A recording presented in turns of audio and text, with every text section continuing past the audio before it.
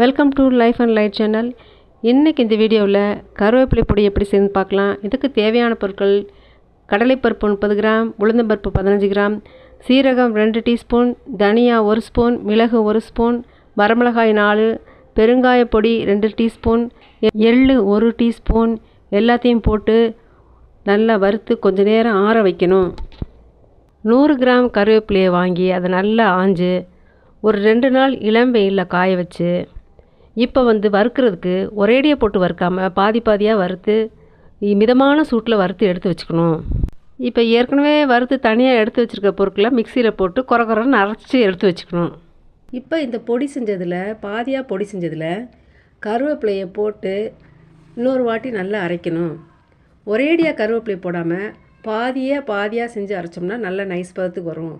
அப்புறம் எல்லாமே சேர்த்து ஒரு தடவை ஃபுல்லாக நல்லா நைஸாக அரைச்சி ஒரு தட்டில் வச்சு ஆற வைக்கணும். இந்த கருவேப்பிலை பொடியை சூடான சாதத்தில் நெய் விட்டு சாப்பிட நன்றாக இருக்கும். இட்லி தோசைக்கும் ஏற்றது. தேங்க்ஸ் ஃபார் வாட்சிங்.